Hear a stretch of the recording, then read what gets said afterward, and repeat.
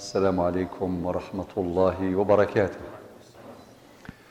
أسأل الله أن يحفظكم جميعا من كل سوء، وأن يحفظ بلادنا الجزائر من كل أذى، وسائر بلاد المسلمين. اللهم إنا نعوذ بك من زوال نعمتك وتحول عافيتك وفجاءة نقمتك وجميع سخطك. الإيمان وآثاره. أيها الإخوة الكرام، نعم الله علينا لا نحصيها عددا، وقد قال ربنا عز وجل: وإن تعدوا نعمة الله لا تحصوها. ما كان حتى واحد منا يحصي هذه النعم، بل النعمة الواحدة لا ما نقدروش باش نشكروا ربي عز وجل على هذه النعمة الواحدة، وما أدراك بجميع النعم، ما نعلم وما لا نعلم. من هذه النعم نعمة الإيمان. متى ندرك قيمة نعمة الإيمان؟ كي يشوفوا الناس اللي ضايعين. اسمحوا لي، في الأدب كما يعلم أهل الأدب صاحب الطلاسم إيليا أبو ماضي قال: جئت لا أعلم ولكني أتيت، ولقد أبصرت قدامي طريقا فمشيت، كيف جئت كيف أبصرت طريقي لست أدري، إلى أن يقول: أجديد أم قديم أنا في هذا الوجود؟ هل أنا حر طليق أم أسير في قيود؟ هل أنا قائد نفسي في حياتي أم مقود؟ إلى أن يقول: ولماذا لست أدري. يعني يعيش حالة من التيه والضياع، حالة من التيه والضياع. ولكن المؤمن ما عندوش هذه الحالة، راه مؤمن بربي سبحانه والطريق واضحة، وأن هذا صراطي مستقيما.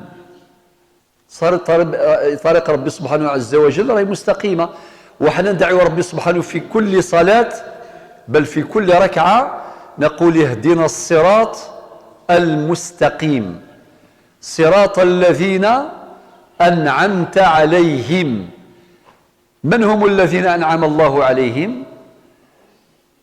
الجواب موجود في القرآن في سورة النساء في الآية 69: من النبيين والصديقين والشهداء والصالحين وحسن أولئك رفيقا. الإيمان أعظم نعمة، والبشرية تائهة ضاعت، والدليل كما يحكي القرآن الكريم: أرسل الله عز وجل نبينا والمرسلين لإرشاد البشرية إلى طريق الإيمان. نقرأ مثلا في سورة الشعراء بدءا من الآية 10 إلى غاية الآية 191. ربي يروي لنا قصص النبيين، قصص المرسلين، قصة موسى وقصة نوح وقصة شعيب إلى آخره. هؤلاء صفوة الخلق. ربنا عز وجل أنبأنا بأن هؤلاء هم هداة البشرية، وأكد ذلك في سورة الأنبياء في الآية 25: وما أرسلنا من قبلك من رسول إلا نوحي، طبعا هذه قراءة، إليه أنه لا إله إلا أنا فاعبدون. الآية 25 من سورة الأنبياء. ربي يؤكد بأن هذا هو أصل الأصول. كل الأنبياء وجميع المرسلين جاءوا بهذا الأصل الأصيل: ربي واحد. النهار اللي نؤمن بأن الله واحد، خلاص بدأنا السير في الطريق الصحيح. هكذا اهدنا الصراط المستقيم. وربنا قال أيضا في سورة البقرة: فمن يكفر بالطاغوت ويؤمن بالله النتيجة فقد استمسك بالعروة الوثقى لا انفصام لها. هذه الآية 256 من سورة البقرة جاءت بعد آية الكرسي مباشرة. آية الكرسي 255 الله لا إله إلا هو الحي القيوم، ثم تأتي الآية 256 لا إكراه في الدين قد تبين الرشد من الغي فمن يكفر بالطاغوت. سبحان الله، كلمة الطاغوت جاءت تملأ الفم كما يقول اللغويون. الزيادة في المبنى تؤدي إلى الزيادة في المعنى، دي قاعدة. الزيادة في المبنى تؤدي إلى الزيادة في المعنى. ربي لم يقل الطاغية، ولو قال كذلك فهي صحيحة الطاغية لغة، ولكن ربي سبحانه قال الطاغوت. فمن يكفر بالطاغوت ويؤمن بالله، وهذه الآية تساوي لا إله إلا الله، تساوي لا إله إلا الله. فمن يكفر بالطاغوت نفي تساوي لا إله، ويؤمن بالله إثبات تساوي إلا الله، نفي وإثبات. والنتيجة فقد استمسك بالعروة الوثقى. قد أداة تحقيق جاء بعدها فعل ماض، أداة تحقيق، ماهوش أداة تشكيك أو تقليل، أخطر جاء بعدها فعل ماض. فقد استمسك بالعروة الوثقى لا انفصام لها. إذن اسمحوا لي، هذا هو المنطلق. المنطلق هو الإيمان بالله عز وجل وتوحيد ربي سبحانه عز وجل. هذه مقدمة. الآن نتحدث قليلا عن آثار الإيمان.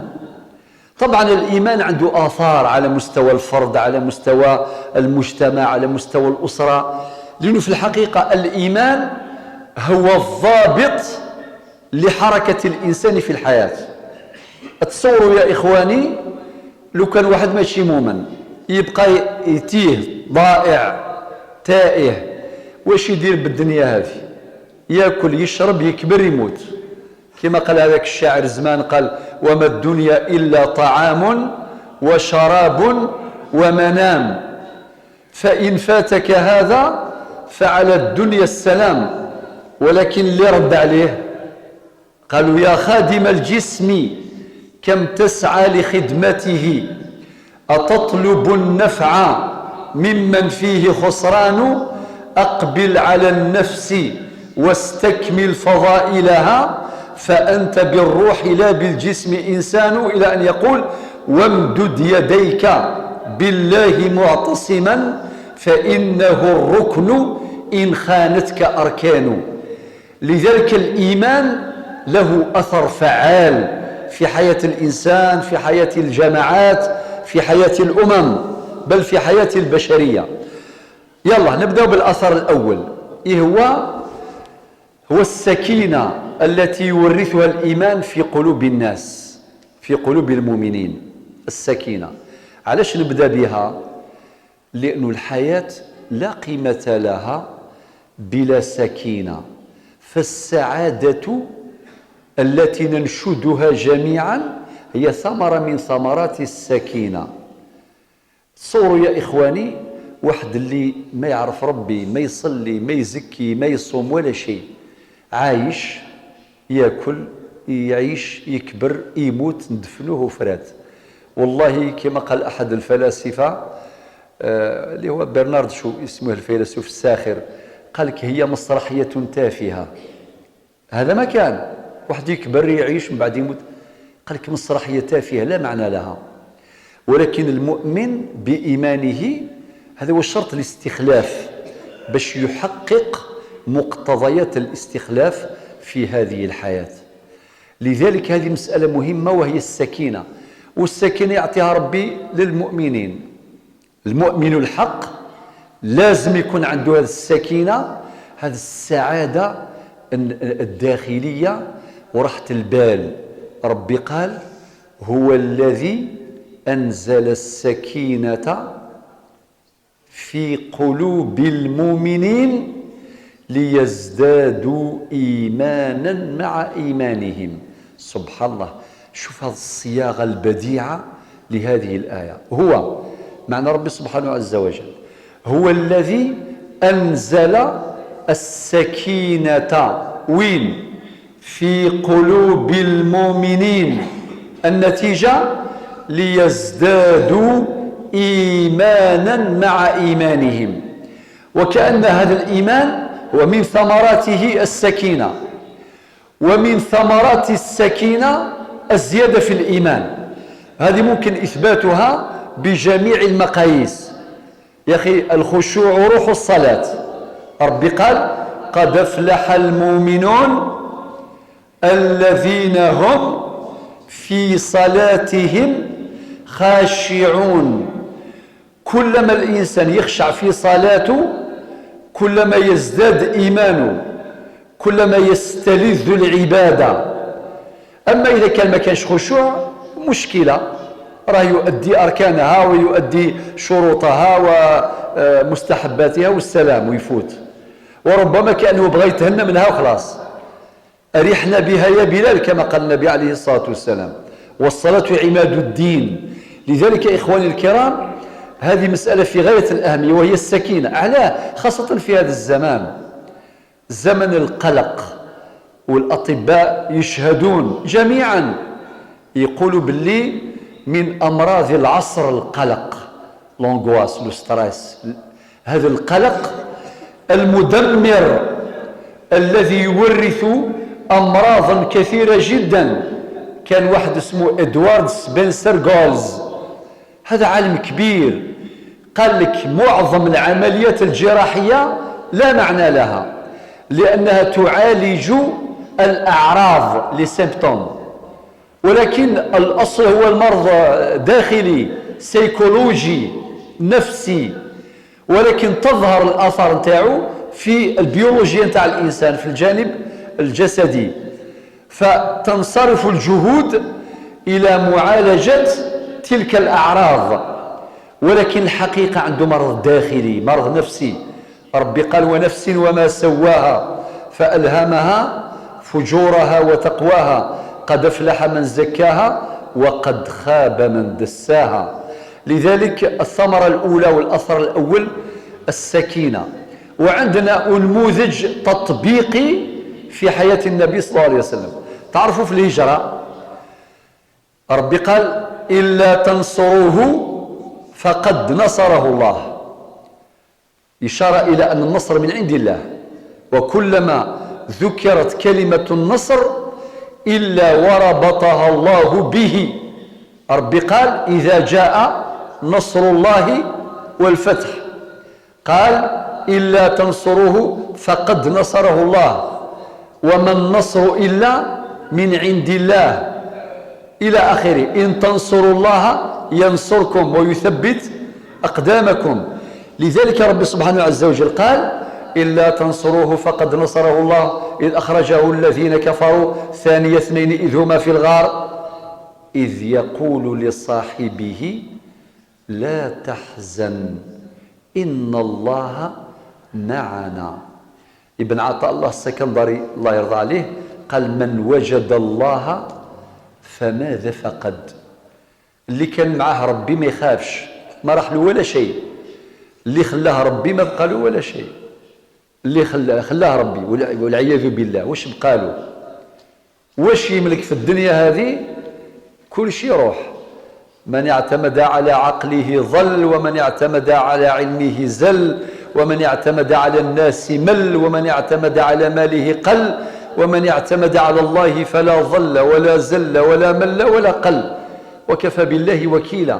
لذلك رب سبحانه ألهم النبي عليه الصلاة والسلام باش يقول لصاحبه أبو بكر الصديق لا تحزن إن الله معنا. مباشرة استحضار معية الله تأتي الثمرة النتيجة. واش قال رب سبحانه فأنزل الله كملوا سكينته عليه وأيده بجنود لم تروها. سبحان الله، يعني السكينة سبقت الجنود، وما يعلم جنود ربك إلا هو. ولكن واحد كيكون في حالة من السكينة، في حالة من السعادة، من الراحة، يكون قريب لرب سبحانه عز وجل. إذن هذه الثمرة الأولى والأثر الأول. والأثر الثاني هو صلة الرحم التي تربطنا جميعا. ربنا يقول: إنما المؤمنون إخوة. الإيمان كاين القرابات بين الناس، النسب، المصاهرة، هذه موجودة بين الناس.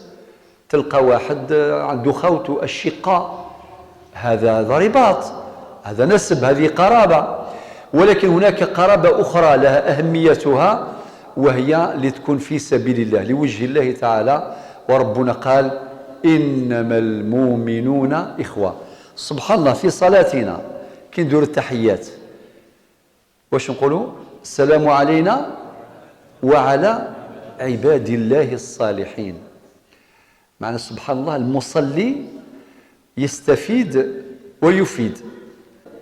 لذلك الصلاح شرط الفلاح.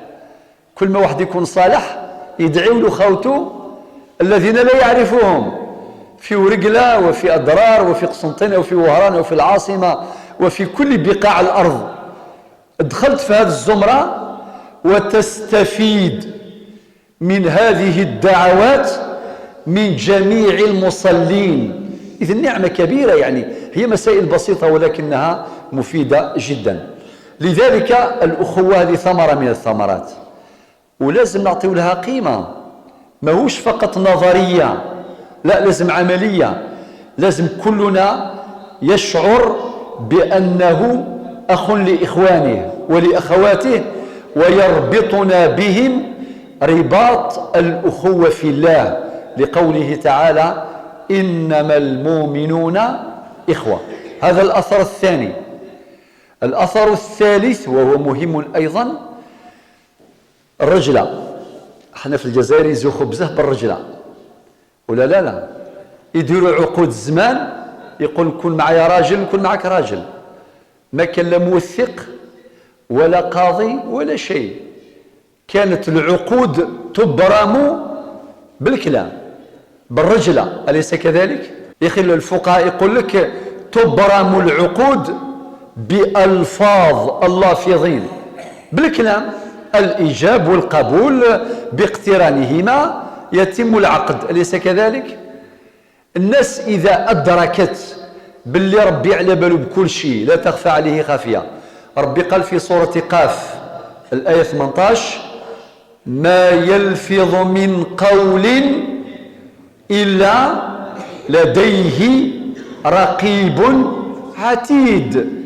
خلاص يخاف ربي، خلاص هذا صمام أمان. ويأتي التوثيق من باب المصالح المرسلة، زيادة فقط في الأمان. كاين الدنيا، كاين وفاة، كاين نسيان، كاين، وإلى الأصل هو هذا. وإذا أصبنا في الإيمان حتى الكواغط ما تنفعش، حتى الوثائق. بعض الناس يقول لك الثقة في الوثيقة. يلا سيدي، دروك نجيبوا لك آلاف القضايا وين الوثيقة لم تنفع شيئا. بالعكس، كما قالوا الناس بكري، يقول لك خاف اللي ما يخافش ربي. واحد كي ما يخافش ربي يخرج طريق من بعد، يعني يديرك في المحاكم وقضايا ونزاعات وربحت تعيط وتفشل. ولكن كي يكون خوف ربي خلاص. قد يخطئ الإنسان، ممكن يغلط، ممكن يظلم، كي تقولوا اتق الله يعود إلى رشده. يلا الآن هذه ثمرة من ثمرة الإيمان، وهي قلنا الرجلة. الدليل أن الرجلة مربوطة بالإيمان، كما في سورة الأحزاب: من المؤمنين رجال صدقوا ما عاهدوا الله عليه فمنهم من قضى نحبه ومنهم من ينتظر وما بدلوا تبديلا. شو بركة، سبحان الله. وجاء من أقصى المدينة رجل يسعى. حبيت نقول من آثار الإيمان صناعة الرجلة، صناعة الرجولة. إذن من آثار الإيمان الرجلة، فهمناها؟ الأولى السكينة، الثانية الأخوة في الله، أخوة في الإيمان، الثالثة الرجولة، الرابعة وهي مهمة أيضا العمل الصالح، التزام العمل الصالح.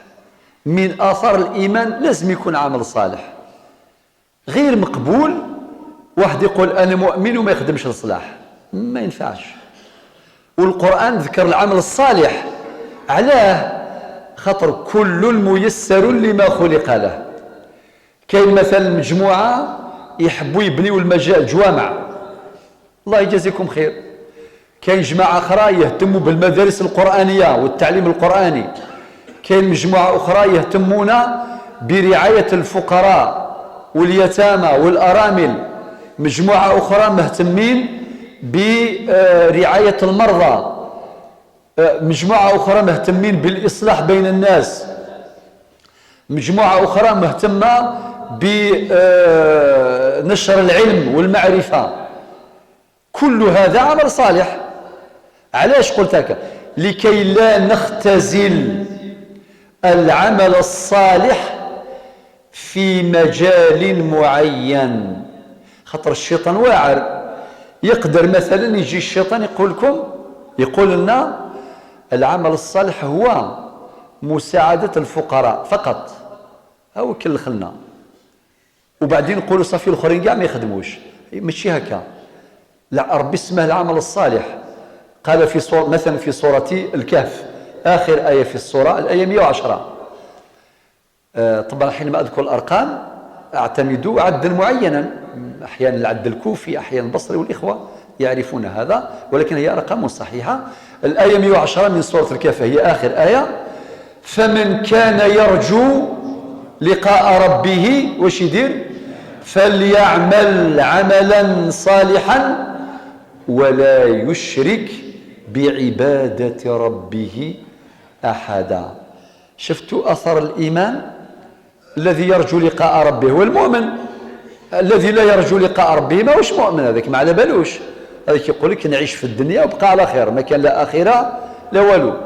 ولكن المؤمن يرجو لقاء ربه.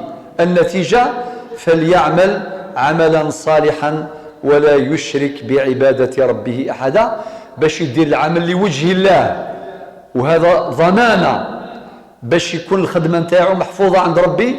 يوم لا ينفع مال ولا بنون إلا من أتى الله بقلب سليم. عمل بقوله تعالى قل إن صلاتي ونسكي ومحياي ومماتي لله رب العالمين. إذن التزام العمل الصالح هذا أثر من آثار الإيمان.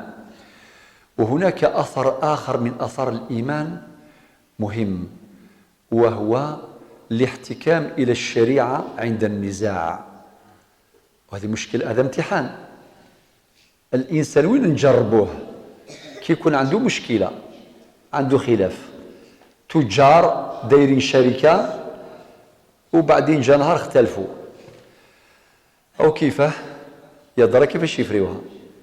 ماشي عيب يختلفوا الناس، العيب كي ما يقبلوش لا شريعة ولا شيء، يقول لك ندير رأيي وما نقبلش الصلح ولا ما نقبلش. هذا هو الكارثة. لذلك كلنا نمتحن في هذا المجال.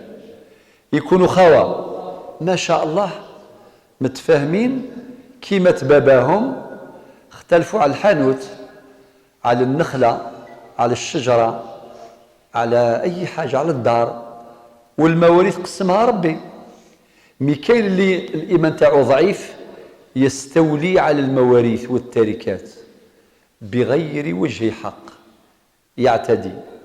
احنا في الجزائر من ضمن الأمور اللي عندنا، طبعا فيه نقاط قوة لا نحصيها كثيرة والحمد لله، ولكن من نقاط الضعف تأجيل تقسيم المواريث بعد 20 30 40 50 سنة، وندخلوا ما يسمى في المواريث بالمناسخات. ولكن مهما كان النزاع ربي راه يقول فلا وربك لا يؤمنون حتى الشرط الأول يحكموك فيما شجر بينهم. الشرط الثاني ثم لا يجدوا في أنفسهم حرجا مما قضيت. الشرط الثالث ويسلموا تسليما. سورة النساء الآية 65. لو كان ماشي الإيمان كيفاش نفريوها ولا يبدلوها الناس؟ يقول لك يوصل المحاكم ما يسمح، ما يقبل الصلح، ما يقبل ولا شيء. إذن ربي سبحانه ما قال لناش ما تختلفوش، قال كي تختلفوا رجعوا لشرع ربي وفرت المسألة. وهذه من خصائص الدنيا. الجنة ما فيهاش خلاف، ما فيهاش لا نزاع ولا شيء، ولكن الدنيا من خصائصها النزاع. لذلك بالمناسبة النبي صلى الله عليه وسلم يوم أن أخبر بأن نزاعا قد وقع عند أهل قباء، هو عند الصحابة اختلفوا، صار نزاع، قالوا يا رسول الله فيه مشكلة عند أهل قباء. واش قال لهم النبي عليه الصلاة والسلام؟ والحديث خرجه الإمام البخاري في صحيحه رقم الحديث 2693. قال اذهبوا بنا نصلح بينهم. مباشرة، مبادرة، سرعة إلى إطفاء نار الفتنة في البداية، في بدايتها. والأثر الأخير وهو الثبات. ربي ثبتنا جميعا. علاه؟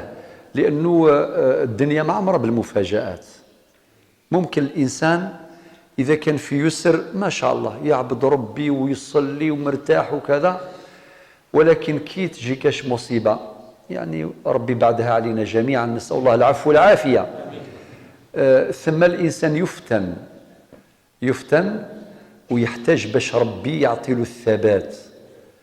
وانتم تعرفوا إخواني الكرام في الحياة كاين اللي كلما يبتلى كلما يزداد إيمانا وثباتا وقربا من الله.